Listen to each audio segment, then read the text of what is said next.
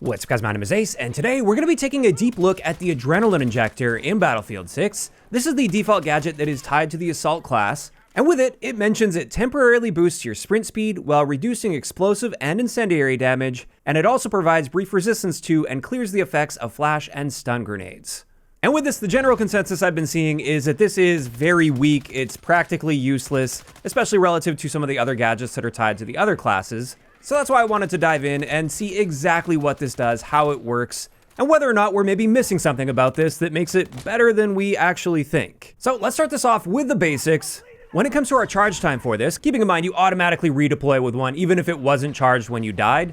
The moment you hit redeploy, you will have one ready to go. But if you use it and want to recharge it in the same life, by default it takes 50 seconds. Now this time can obviously be reduced if you're standing next to a supply bag, for instance, but that's at least the default recharge time. And when you activate it, the effects of this will last for 8 seconds. Now, unfortunately, that 8 seconds seems to be just a static value. There's no way to increase this at all. Getting a kill while this is active doesn't increase the time or anything like that.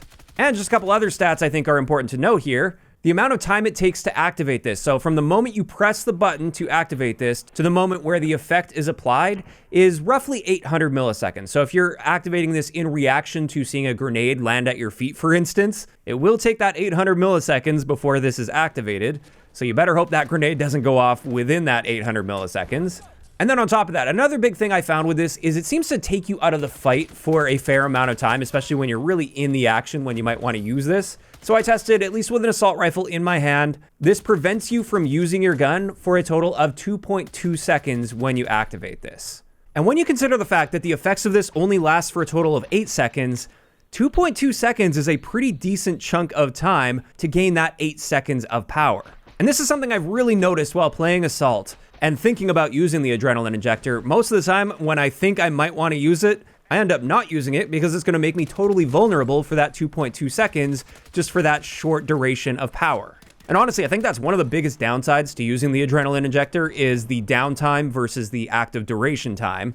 But in either case, now that we have that covered, let's look at the effects of this. And the first effect I wanted to look at is the fact that it boosts our sprint speed. So I hopped in, did the testing on this, and it turns out we get a 10% boost to our sprint speed when the Adrenaline Injector is active. However, for some reason, I don't know if this is a bug or something, it doesn't seem to be applying when you have a knife in your hand for some reason, but it does apply with a gun in your hand. Now, I also tested some other movement speed values just to see if it had any impact. I know it says in the menus it only boosts your sprint speed. Just to be thorough, I wanted to check just our walking speed or our aim walking speed, and as expected, it doesn't impact those values, just in case you were curious. Next up, let's have a look at how this impacts flash and stun grenade effects. And it's quite simple. The way this works is if the effects of this are already active and a stun or flash goes off next to you and it would otherwise be affecting you, it just simply doesn't affect you at all. Like with a stun grenade, for instance, it prevents you from sprinting when you're affected by it. But with the Adrenaline Injector active, it has no impact there. It doesn't stop you from sprinting at all.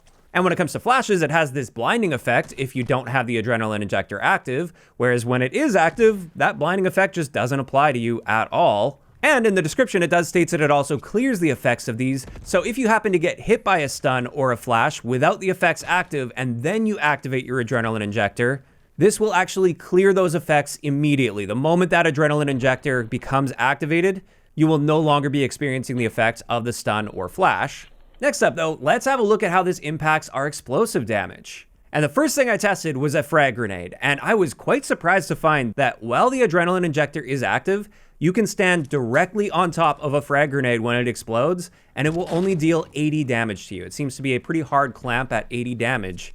And that's quite impressive because obviously if you don't have the Adrenaline Injector active, that's going to kill you outright every single time. Now after that, I was curious about claymores. Will this allow you to just run straight through a claymore and survive?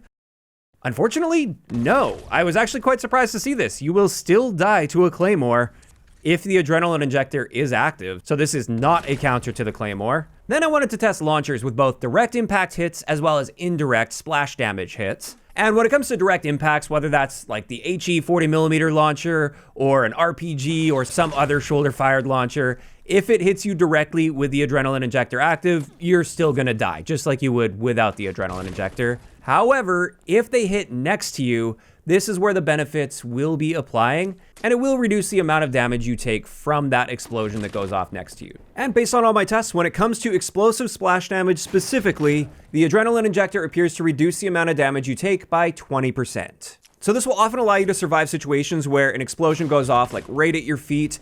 It's also important to note this works against vehicles as well, like tanks for instance. Again, a direct impact still gonna kill you no matter what. However, as you can see here, you can survive a shot right next to your foot as long as you've got full health to begin with.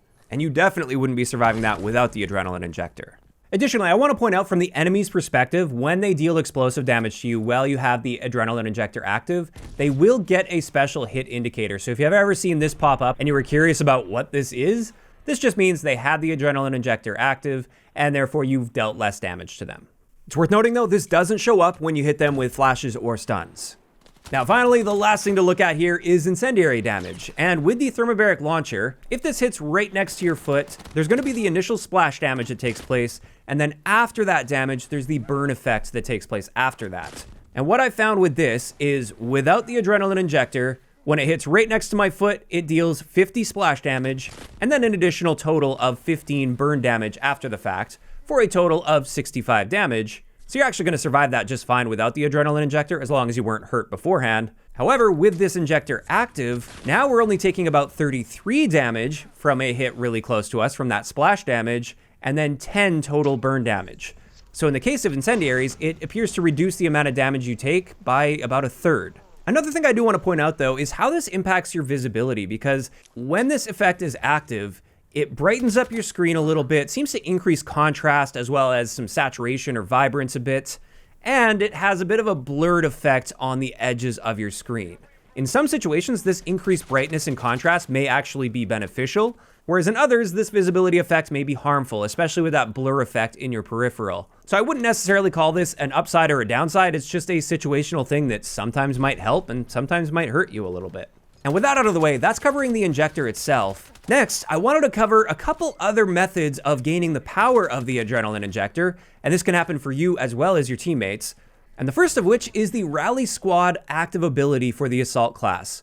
So that's the one that you have to charge up throughout a match and then you activate it. And with this, for you and nearby squad members, you all gain a temporary adrenaline effect. So the same effects as the Adrenaline Injector. However, unlike the injector itself, these effects can be extended with kills. If you don't get any kills, this only lasts for 8 seconds, just like the Adrenaline Injector would. It works exactly the same as that does. However, unlike the injector, if you get a kill while this is active, it will reset that 8-second timer for you. So as far as I'm aware, at least, as long as you're getting a kill within every 8 seconds once this is active, you can keep this going indefinitely. So in that sense, it's actually quite a bit more powerful than the Adrenaline Injector itself. However, that's not the only method of gaining the power of Adrenaline Injector. Another way of gaining this power is using the Frontliner Training Path. The first passive perk that you unlock is Adrenaline Rush.